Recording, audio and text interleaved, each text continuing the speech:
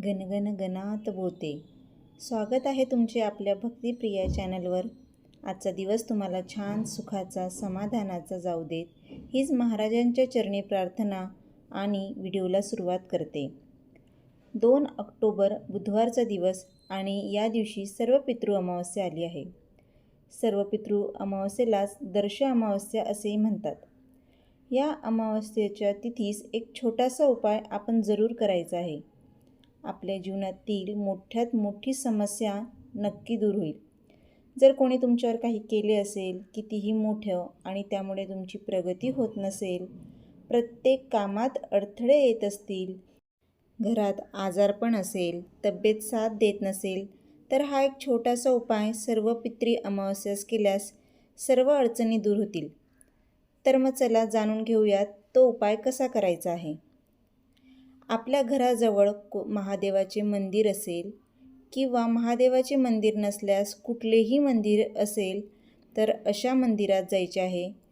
मंदिरात जाणे शक्य नसेल तर घरच्या घरी मंदिरात आपल्या हा उपाय आपण करू शकतो. वाटीभर तांदूळ म्हणजेच अक्षदा ज्या अखंड घ्यायच्या आहेत, तुटलेल्या फुटलेल्या नाही घ्यायच्यात. त्या अक्षता घेऊन नंतर तांब्याभर पाणी घ्यावे व थोडेसे पाणी हे शिवलिंगावर टाकून, घरात शिवलिंग असल्यास त्यावर हे पाणी टाकायचे आहे. किंवा तुम्ही मंदिरात जर गेले असाल तर मंदिरातल्या शिवलिंगावर हे पाणी टाकून ओम नमः शिवाय या मंत्राचा जप करत पाणी अर्पण करायचे आहे.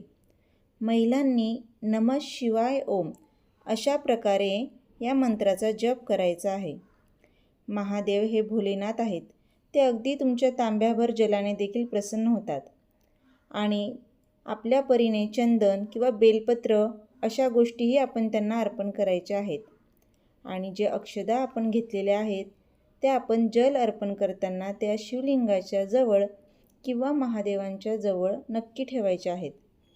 जल अर्पण करून झाल्यानंतर आपण हात जोडून प्रार्थना करून त्यांच्यासमोर नतमस्तक होऊन आपल्या ज्या काही समस्या असतील त्या सर्व समस्या बोलून दाखवायच्या आहेत आणि यातून मुक्ती मिळवून देण्याची प्रार्थना करायची आहे.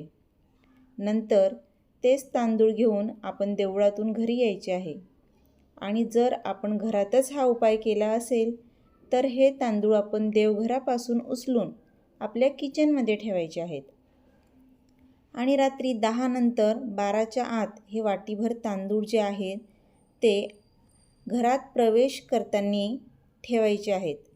मग तुमच्या घराला गेट असेल तर त्या ठिकाणी ठेवा किंवा तुम्ही फ्लॅटजवळ राहत असाल म्हणजेच फ्लॅटमध्ये राहत असाल तर मुख्य दरवाजाजवळ ते आपण ठेवून द्यायचे आहेत.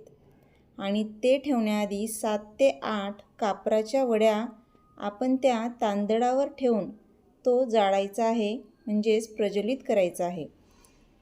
त्या कापरासोबत तो तांदूळ देखील थोडाफार जळणार आहे. ती वस्तू प्रज्वलित केल्यानंतर आपण ताबडतोब आत निघून यायचे आहे.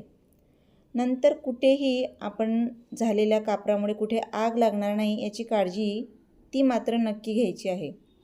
नंतर आपण आपल्या घरात येऊन हातपाय स्वच्छ धुवून घ्यावे आणि देवघरासमोर बसून प्रार्थना करायची आहे की माझ्या सर्व समस्या दूर कर. दुसऱ्या दिवशी सकाळी उठल्याबरोबर आपण ते तांदूळ ज्या ठिकाणी ठेवलेले होते ते तांदूळ घेऊन कोणत्याही झाडाखाली किंवा छतावर ते तांदूळ टाकून द्यायचे आहेत. घरात नंतर आल्यानंतर आपण आंघोळ करायची व पुन्हा देवघरात जाऊन महादेवांना 3ऱ्यांदा प्रार्थना करायची आहे आणि नतमस्तक व्हायचे आहे.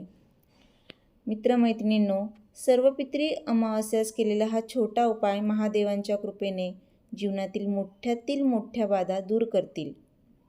याचबरोबर आजचा हा व्हिडिओ मी इथे एंड करते. व्हिडिओ आवडला असेल, थोडा जरी हेल्पफुल वाटला असेल तर लाईक, शेअर आणि सबस्क्राईब करायला विसरू नका. भेटूयात अशाच एका नवीन व्हिडिओसोबत.